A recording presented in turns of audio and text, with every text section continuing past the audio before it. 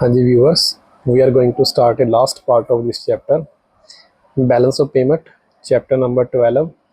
In the first two videos we have understand the structure of the balance of payment, current account, capital account, official reserves, and how we get the balance of payment formula.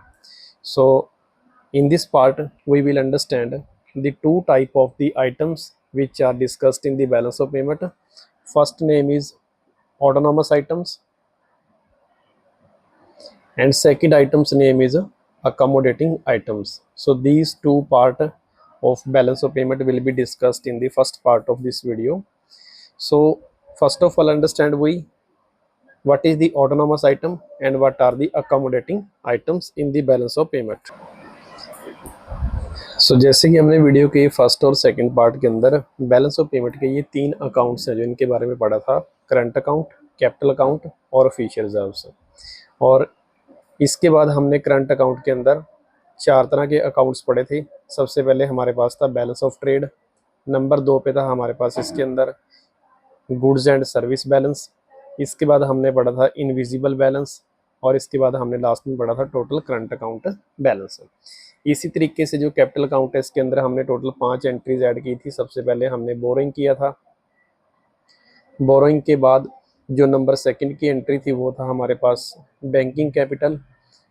इसके बाद हमने इसी account के अंदर एक entry पड़ी थी NRI deposit in the economy, अगर फैमिली के अकाउंट में सबमिट करवाएगा तो वो आपका करंट अकाउंट के अंदर जाएगा। इसके अलावा हमने इसके अंदर पढ़ा था शॉर्ट टर्म ट्रेड क्रेडिट, और इसके अलावा हमने इसके अंदर एक लास्ट जो एंट्री है वो पड़ी थी फॉरेन इन्वेस्टमेंट। और इन्हीं 5 एंट्रीज को जोड़ के हमारे पास बनता था टोटल कैपिटल अकाउंट। और जब हम करंट अकाउंट और कैपिटल अकाउंट इन दोनों की जितनी भी ये सारी एंट्रीज है, अगर इन सभी एंट्रीज की बात करें तो इनको हम ओवरऑल बोलते हैं ऑटोनॉमस आइटम्स। तो आपको यहाँ से पहला डिफरेंस क्लियर हो गया कि जो ऑटोनॉमस आइटम है उसके अंदर हमारे पास करंट अकाउंट और कैपिटल अकाउंट की जितनी भी ये सारी एंट्रीज आपको दिखाई दे रही हैं, इन सभी को आइटम्स को बोलते हैं हम ऑटोनॉमस आइटम। उसके बाद बात आती है ऑफिशियल रिजर्व की। ऑफिशियल रिजर्व के अंदर हमारे पास जितनी भी फॉरेक्स है, मतलब कि फॉरेन की जितनी भी करेंसी है या जितना भी हमारे पास गोल्ड का स्टॉक है, इसको हम बोलते हैं फॉरेन एक्सचेंज। और इसी ऑफिशियल रिजर्व वाले अकाउंट को हम वर्ड यूज करते हैं इसके लिए अकोमोडेटिंग आइटम्स।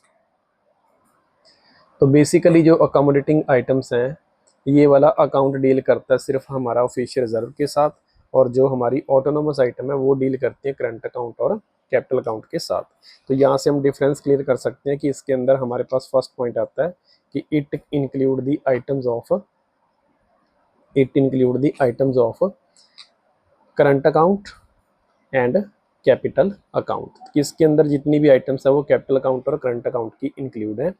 और इसके अंदर हमारे पास इंक्लूड है सिर्फ हमारे पास जितना भी फॉरेक्स है और गोल्ड है, या जिसको हम डायरेक्टली लिख सकते हैं इसके अंदर सारी एंट्री हमारे पास इंक्लूड है ऑफिशियल रिजर्व्स की। तो इसके अंदर सिर्फ हमारे पास ऑफिशियल रिजर्व्स की एंट्री ही इंक्लूड होगी और कोई एंट्री इसके अंदर इंक्लूड नहीं होगी। अब दूसरा पॉइंट है कि जब हम कंट्री का ओवरऑल बैलेंस निकालते हैं, बैलेंस ऑफ पेमेंट के अंदर जो ये वाली एंट्रीज हैं ये हमारे BOP को बैलेंस भी कर सकती हैं, और इसके अंदर ये जो एंट्री हैं वो हमारे BOP को इम्बैलेंस भी कर सकती हैं। बैलेंस कब होगा? जब हमारा ओवरऑल बैलेंस पहले ही जीरो होगा, जिसके अंदर हमने बताया था कि कोई भी ऑफिशियल रिजर्व की जो मूवमेंट है वो नहीं होगी, ना तो उसके अंदर गोल्ड या फॉरेक्स का इनफ्लो होगा ना ही कोई आउटफ्लो होगा। इम्बैलेंस कब होता है? जब आपका ओवरऑल बैलेंस या तो पॉजिटिव हो या नेगेटिव हो।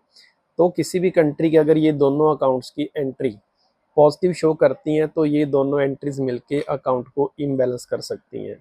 लेकिन अगर इनका ऐड पहले ही जीरो के इक्वल आ जाए, जिसके अंदर हम एरर एंड ओमिशन भी ऐड करते हैं ओवरऑल बैलेंस, अगर वो एंट्री जीरो के इक्वल है तो इट मीन्स ये ऑलरेडी ही बैलेंस है। तो बैलेंस ऑफ पेमेंट को ऑटोनॉमस आइटम बैलेंस भी कर सकती हैं और इम्बैलेंस भी कर सकती हैं। लेकिन जो ऑफिशियल रिजर्व है इसका मोटिव हमेशा यही होता है कि ये हमारे BOP को हमेशा बैलेंस ही करता है, और बैलेंस करने के लिए आपका जो ऑफिशियल रिजर्व अकाउंट है इसके अंदर या तो आप इनफ्लो करोगे या फिर आप इसके अंदर आउटफ्लो करोगे। तो बैलेंस ऑफ पेमेंट के अंदर जितनी भी अकोमोडेटिंग आइटम्स हैं ये हमेशा अकाउंट को बैलेंस करती हैं। ये बैलेंस कर भी सकती हैं और इम्बैलेंस भी कर सकती हैं, दोनों तरीके का इसके अंदर हो सकता है। अब तीसरा पॉइंट है, इन आइटम्स को हम इकोनॉमिक्स के अंदर नाम देते हैं अबव द लाइन। इसके लिए वर्ड यूज किया जाता है अबव द लाइन, और इसके लिए हम वर्ड यूज करते हैं बिलो द लाइंस। तो एक इसमें से बिलो द लाइन है और एक इसको बोलते हैं अबव द लाइन। इसकी जितनी भी ट्रांजेक्शन होती हैं इनका टारगेट होता है प्रॉफिट अर्न करना। कोई भी कंट्री इंपोर्ट या एक्सपोर्ट करती है किसी भी करंट अकाउंट की एंट्री का या फिर कैपिटल अकाउंट की एंट्री का, तो उनका मेन मोटिव होता है प्रॉफिट को अर्न करना, जबकि इसका बैलेंस करने का मेन मोटिव होता है स्टेबिलिटी। स्टेबिलिटी का मतलब कि ये इसको सिर्फ एक बैलेंस करने का काम करेगा, तो इसका मेन मोटिव होता है स्टेबिलिटी। अगर स्टेबिलिटी आप वर्ड नहीं यूज करना चाहते तो आप यहाँ पे लिख सकते हो it's motive is not to earn the profit. इसका मोटिव प्रॉफिट कमाना नहीं है, जबकि इन एंट्रीज का जो मोटिव है वो हमारे पास होता है प्रॉफिट अर्न करना। तो यहाँ से आपको ये डिफरेंस क्लियर होगा कि ऑटोनोमस आइटम और जो अकोमोडेटिंग आइटम्स हैं इनके अंदर क्या डिफरेंस है। और ये बोर्ड के एग्जाम के पॉइंट ऑफ व्यू से आपसे लिए इंपॉर्टेंट क्वेश्चन है। आप इसको बेटर तरीके से अंडरस्टैंड करने के लिए सिर्फ यहाँ से समझेंगे कि इन दोनों आइटम्स का नाम ऑटोनोमस है और ये जो एंट्री है इसका नाम होता है हमारे पास अकोमोडेटिंग आइटम्स। इसके बाद जो एक क्वेश्चन हमसे बार बार एग्जाम के अंदर जो रिपीट होता है वो है आपका बैलेंस ऑफ पेमेंट और बैलेंस ऑफ ट्रेड के अंदर क्या डिफरेंस है। ठीक है, तो बैलेंस ऑफ पेमेंट और बैलेंस ऑफ ट्रेड, जैसे कि हमने पहले चार्ट के अंदर देखो एक चीज़ पढ़ी थी कि यहाँ पे हमारे पास सपोज करो कि करंट अकाउंट है, यहाँ पे हमारे पास कैपिटल अकाउंट है, यहाँ पे हमारे पास ऑफिशियल रिजर्व है। अब इन तीनों अकाउंट्स को ऐड करके हम बोलते हैं बैलेंस ऑफ पेमेंट। ठीक है, और जो हमारे पास बैलेंस ऑफ ट्रेड है, बैलेंस ऑफ ट्रेड हमने जैसे पढ़ा था कि जैसे यहाँ पे एग्जांपल के तौर पे हमारे पास करंट अकाउंट है। अब करंट अकाउंट के अंदर आपके पास 3 एंट्री थी। एक तो आपके पास एंट्री थी गुड्स की। जिन व्यूवर्स ने ये वीडियो का पार्ट समझना है तो उसको पहले फर्स्ट और सेकंड पार्ट को एक बार देख लेना चाहिए ताकि उसको अंडरस्टैंड कर सकें। नंबर 2 पे हमने इसमें लिखवाया था सर्विस, नंबर 3 पे लिखवाया था यूनिलैटरल आइटम। अब जो गुड्स एंड सर्विस वाला बैलेंस है इसी के बैलेंस को हम लिखते हैं बैलेंस ऑफ ट्रेड। तो हम यहाँ से पहला पॉइंट यहाँ से कवर कर सकते हैं कि जो बैलेंस ऑफ ट्रेड है वो एक नैरो कंसेप्ट है, क्योंकि ये सिर्फ बीओपी के एक पार्ट के साथ ही डील करता है, जबकि बैलेंस ऑफ पेमेंट है जो एक ओवरऑल अकाउंट है। तो जिसका मतलब हुआ कि जो बैलेंस ऑफ पेमेंट है ये हमारा एक ब्रॉडर इकोनॉमी का कंसेप्ट है। तो इसके अंदर हम पहला पॉइंट लिखेंगे कि ये बैलेंस ऑफ जो पेमेंट है एक ब्रॉडर इकोनॉमिक कंसेप्ट है, जबकि जो बैलेंस ऑफ पेमेंट है ट्रेड है ये सिर्फ आपका एक नैरो इकोनॉमिक कंसेप्ट है, क्योंकि इसके अंदर सिर्फ हम एक ही ट्रांजैक्शन को इंक्लूड करते हैं। तो इसके अंदर सिर्फ हमारे पास ओनली विजिबल आइटम्स इंक्लूड होती हैं, ओनली विजिबल आइटम्स। या हम ये लिख सकते हैं कि इसके अंदर जो हमारा इंपोर्ट या एक्सपोर्ट है वो सिर्फ गुड्स का ही होता है, किसी और अदर कमोडिटी का नहीं होता। जबकि इसके अंदर हमारे पास हर तरह की इकोनॉमिक ट्रांजैक्शन इंक्लूड है, चाहे आपकी वो इकोनॉमिक है जिसके अंदर विजिबल भी हो सकती है इनविजिबल भी हो सकती है, दोनों तरह की ट्रांजैक्शंस इंक्लूड है। तो इसके अंदर हमारे पास जितनी भी इकोनॉमिक ट्रांजैक्शंस हैं वो सारी की सारी इंक्लूड है। उसके बाद जो नंबर 3 पर हमारे पास डिफरेंस है वो ये है कि जो आपका बैलेंस ऑफ पेमेंट है ये रिस्ट्रिक्टली बैलेंस होना चाहिए, हमेशा बैलेंस ही होता है। इसको हमने फाइनली ऑफिशियल रिजर्व ऐड करके लास्ट में 0 करना ही करना है। तो ये ऑलवेज हमेशा रिस्ट्रिक्टेडली बैलेंस्ड होता है। और जबकि हमारा जो बैलेंस ऑफ ट्रेड है, जैसे हम गुड्स या सर्विस के अकाउंट की बात करें तो अगर गुड्स का सिर्फ ट्रेड करते हैं, अगर किसी कंट्री के सपोज करो कि इंपोर्ट और एक्सपोर्ट इक्वल है गुड्स के केस में, तो ये ऑलरेडी बैलेंस हो सकता है। अगर सपोज करो किसी कंट्री के एक्सपोर्ट ज़्यादा है और इंपोर्ट कम है तो ये आपका डेफिसिट में भी हो सकता है। अगर आपकी कंट्री के इंपोर्ट ज़्यादा और एक्सपोर्ट कम है, सॉरी यहाँ से आप लिखोगे सरप्लस, सॉरी, अगर आपकी इंपोर्ट ज़्यादा और एक्सपोर्ट कम है तो आपका ये डेफिसिट में भी हो सकता है। मतलब कि कहने की बात यह है कि बैलेंस ऑफ ट्रेड आपका बैलेंस भी हो सकता है और इनबैलेंस भी हो सकता है, ये दोनों टाइप का हो सकता है। ठीक है, लेकिन जो हमारा बैलेंस ऑफ पेमेंट है वो रिस्ट्रिक्टली हमें बैलेंस करना ही पड़ेगा। अब जो इसके अकाउंट्स हैं इसके अंदर आपका कैपिटल अकाउंट भी इंक्लूड है और इसके अंदर आपका करंट अकाउंट की ट्रांजैक्शन दोनों ही इंक्लूड होती हैं।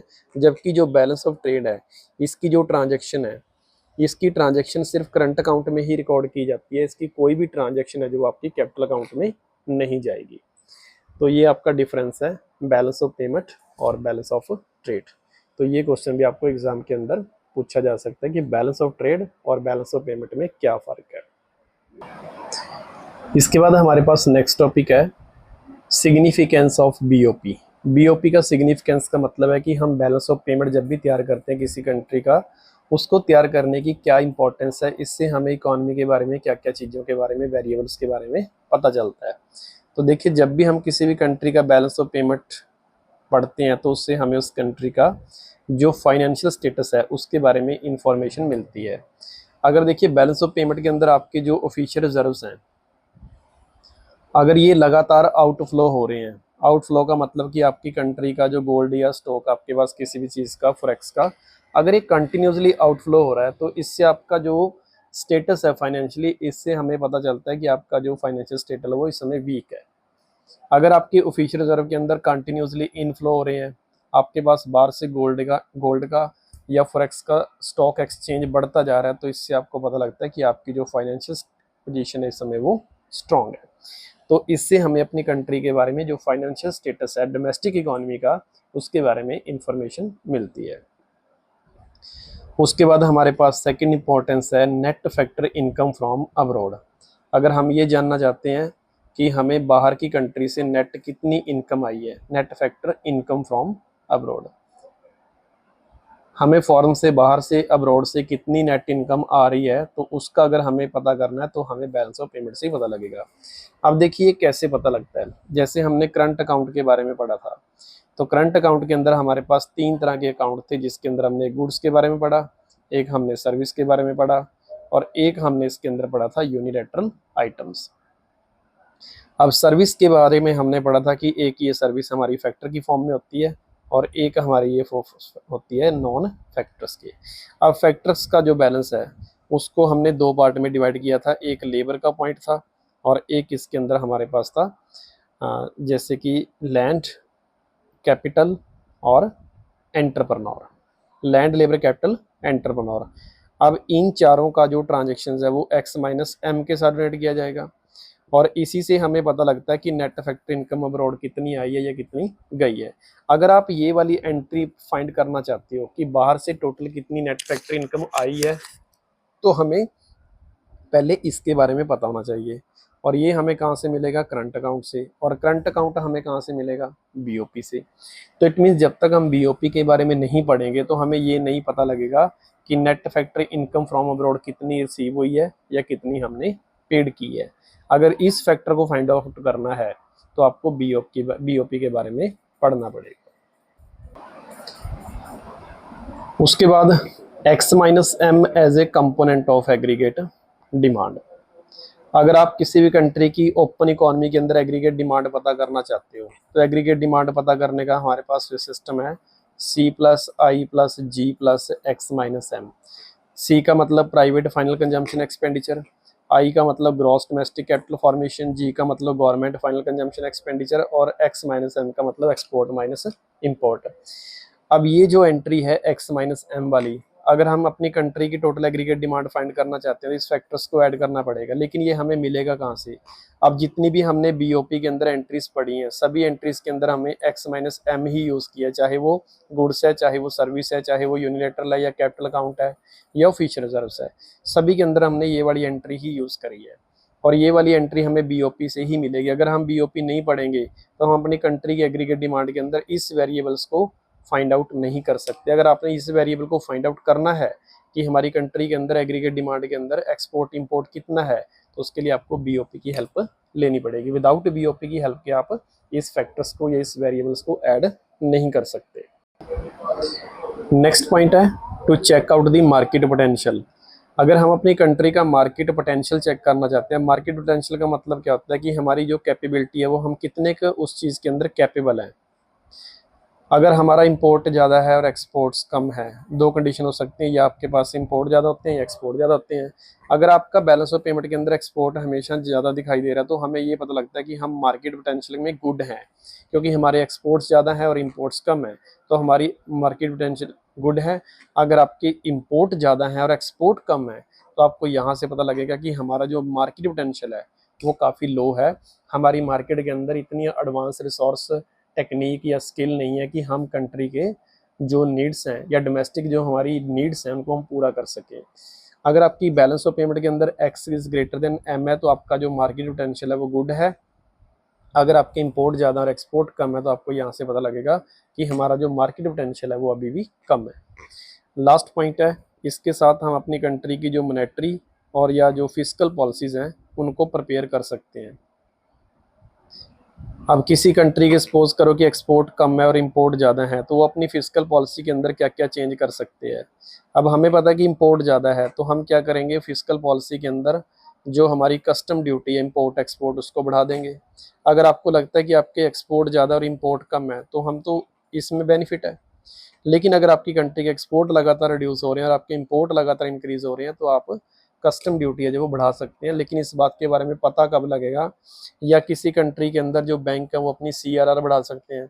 CRR का मतलब कि जो कमर्शियल बैंक्स हैं वो जो पैसा सेंट्रल बैंक के पास सबमिट करवाते हैं एज ए सिक्योरिटी तो उसको हम CRR बोलते हैं। अगर आपकी कंट्री के एक्सपोर्ट लगातार कम हो रहे हैं और इंपोर्ट ज़्यादा हो रहे हैं तो बैंक CRR कम कर देगा ताकि कमर्शियल बैंक्स के पास डिपॉजिट्स कम रहें और वो आम लोगों को लोन कम दें, तो जिससे डिमांड का लेवल अपने आप कम हो जाएगा। तो कुल मिला के कहा जाए तो गवर्नमेंट जितनी भी पॉलिसीज़ बनाती है, चाहे वो फिजिकल पॉलिसी है, चाहे वो RBI के थ्रू मॉनेटरी पॉलिसीज़ है, उन सभी को बनाने के लिए सबसे पहले हमें ये देखना पड़ेगा कि हमारा जो बैलेंस ऑफ पेमेंट का स्टेटस क्या है। अगर वो लगातार ऑफिशियल रिजर्व्स मूव हो रहे हैं देश में से तो वो अपनी फिजिकल पॉलिसीज़ के अंदर बहुत सारे इंस्ट्रूमेंट जैसे CRR है, SLR है, पब्लिक एक्सपेंडिचर है, दोनों को मिला के इनमें कुछ चेंजेस करेगा। लेकिन वो चेंजेस तब करेगा जब हमें अपनी इकोनॉमी का जो बैलेंस ऑफ पेमेंट का स्टेटस है जो वो पता होगा। इसके बाद हम चलते हैं इस चैप्टर का लास्ट जो हमारा पार्ट है वो है आपका न्यूमेरिकल पोर्शन। अब न्यूमेरिकल पोर्शन के अंदर हमारे पास सबसे पहले एंट्रीज दे रखी हैं export, import, invisible net, non factor service, income and transfer. अब देखिए जहाँ पर भी वर्ड आपको एक्सपोर्ट और इंपोर्ट लिखा आता है तो यहाँ पे ये वो बात कर रहा है गुड्स वाले बैलेंस की। तो आपने जहाँ भी इंपोर्ट या एक्सपोर्ट आपको न्यूमेरिकल में लिखा मिले तो ये गुड्स की बात करता है। अब जैसे करंट अकाउंट के अंदर हमने ये पढ़ा था कि जो आपका करंट अकाउंट है उसके अंदर हमारे पास पहले गुड्स आती हैं, इसके बाद हमारे पास सर्विसेज आती हैं और फिर इसके बाद आपके पास आता है इसके अंदर वन साइडेड आइटम्स, या इसको हम ट्रांसफ़र पेमेंट या यूनिलेटरल आइटम के नाम से भी जानते हैं। अब इस न्यूमेरिकल के अंदर हमने अलग अलग टाइप के जो बैलेंस है वो फाइंड आउट करने हैं। जैसे गुड्स एंड सर्विस का बैलेंस है जो इसको हम लिखते हैं बैलेंस ऑफ ट्रेड। तो सबसे पहले हमने निकालना है बैलेंस ऑफ ट्रेड जिसके अंदर सिर्फ विजिबल आइटम्स आएंगी और इसका मतलब कि विजिबल आइटम के अंदर ये आइटम्स इंक्लूड है। तो हम यहाँ पे पहले इसका फार्मूला लिखेंगे x minus M of goods या विजिबल आइटम, या फिर मैंने आपको एक नाम बताया था मर्चेंडाइज। अब यहाँ से एक्सपोर्ट देखोगे तो आप 500 है और जो इंपोर्ट है वो इसके अंदर आपके पास 700 है। तो आपका जो गुड्स एंड सर्विस का बैलेंस है वो आपके पास आ गया -200। अब इसके बाद हम सेकंड नंबर का बैलेंस निकालेंगे जिसका नाम है गुड्स एंड सर्विस बैलेंस। अब गुड्स एंड सर्विस का जो बैलेंस का मैंने आपको फॉर्मूला लिखवाया था वो था आपका बैलेंस ऑफ ट्रेड, क्योंकि गुड्स का मतलब विजिबल और विजिबल का मतलब बैलेंस ऑफ ट्रेड। और इसके बाद इसके साथ हम ऐड करेंगे एक सर्विस मैंने आपको बताई थी नॉन फैक्टर सर्विस, जिसके अंदर शिपिंग, बैंकिंग, इंश्योरेंस। अब देखिए यहाँ से हमें ये एंट्री कहाँ से मिलेगी। अब बैलेंस ऑफ ट्रेड तो हमें पता लग गया कि -200 है जो हम यहाँ से रिसीव कर रहे हैं।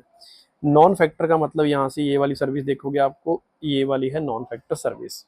अब नॉन फैक्टर सर्विस है जो वो हमारे पास 700 पॉजिटिव है, तो आप इसको माइनस करके देखोगे तो आपका आंसर आएगा 500। तो ये हमारे पास आ गया गुड्स एंड सर्विस बैलेंस। अब इसके बाद हम निकालेंगे इनविजिबल बैलेंस। अब इनविजिबल बैलेंस कैसे निकलता है, ये आपका फॉर्मूला था x minus M of factor, x minus M of non factor plus x minus M of one sided item. ये तीनों को प्लस करेंगे, इसके अंदर हम गुड्स को इंक्लूड नहीं करेंगे, बाकी सारी एंट्री इंक्लूड करेंगे। अब x minus M of factor के अंदर आप याद रखेंगे कि जो यहाँ पे इनकम दे रखी है ना, इसी इनको हम इनकम को बोलते हैं फैक्टर सर्विस, क्योंकि जो इनकम है वो फैक्टर से जनरेट होती है तो इसका नाम दिया जाएगा न्यूमेरिकल के अंदर इनकम। तो जिससे आपको पता लग जाएगा कि ये फैक्टर की बात कर रहा है।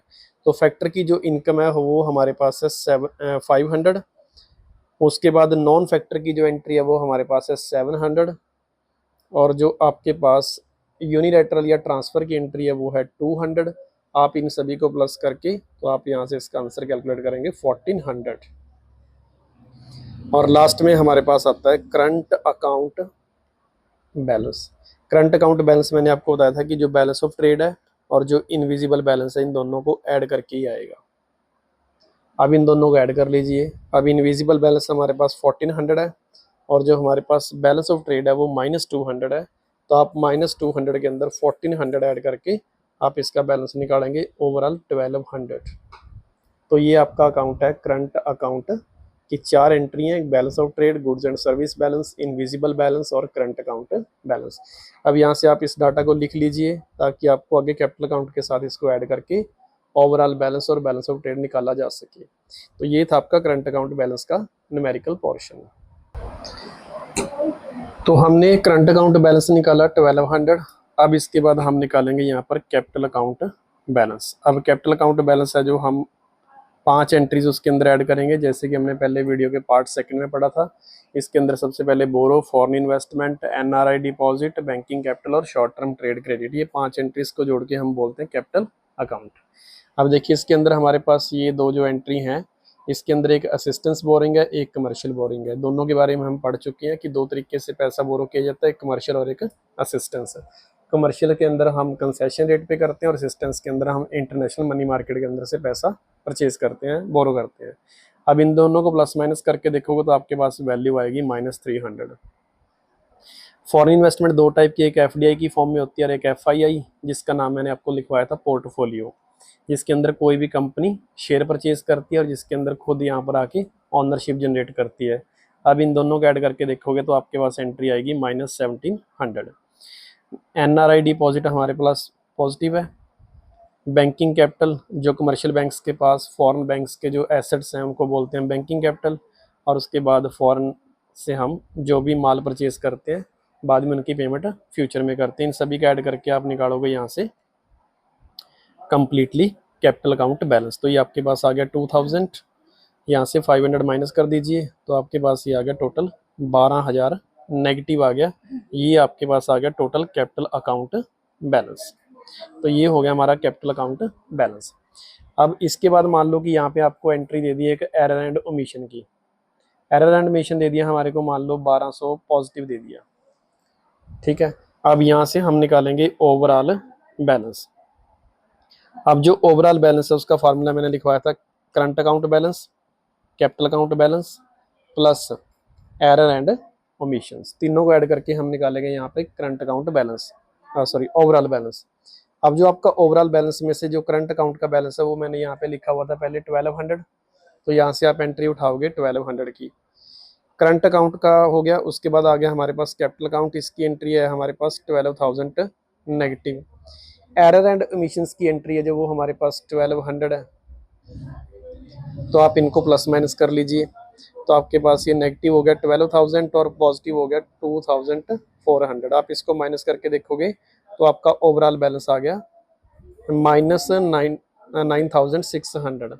अब यहाँ पे लास्ट हम निकालेंगे बीओपी। अब बीओपी की निकालने के लिए जो ओवरऑल बैलेंस है ये हमारा नेगेटिव है, इसका मतलब कि इंडिया को पेमेंट करनी आई है। तो इंडिया के जो ऑफिशियल रिजर्व्स हैं वो आउटफ्लो करेंगे। तो हम यहाँ पे ऑफिशियल रिजर्व की जो एंट्री है यानी कि इंडिया 9600 करोड़ जो भी इसकी यूनिट है उतने रुपए का जो गोल्ड या स्टॉक दे के अपना जो अकाउंट है उसको फाइनली क्या करेगा, 0 करेगा और आपका यहाँ पे आंसर आ जाएगा 0। तो ये आपका न्यूमेरिकल पोर्शन है जो इस चैप्टर में से आपसे एंट्रीज के बेस पे पूछा जाता है। एमसीक्यू में भी आता है कई बार और कई बार डायरेक्टली आपको 4 मार्क्स के अंदर भी ये टॉपिक बोर्ड के एग्जाम में पूछा जाता है। तो ये था आपका चैप्टर बैलेंस ऑफ पेमेंट। उम्मीद करता हूँ कि इस चैप्टर के साथ रिलेटेड आपके जितने भी डाउट्स हैं वो सभी क्लियर हो गए। तो व्यूअर से एक ही रिक्वेस्ट है कि आप वीडियो को फर्स्ट पार्ट, फिर सेकंड पार्ट, फिर फाइनल पार्ट देख के उसके बाद आप एक बार वीके एनसीईआरटी की बुक को रीड कीजिए और उसके बाद अगर आपका कोई भी डाउट्स है तो आप कमेंट सेक्शंस के अंदर उसको लेफ्ट कीजिए, आपको उसका रिप्लाई मिलेगा। Thank you for watching.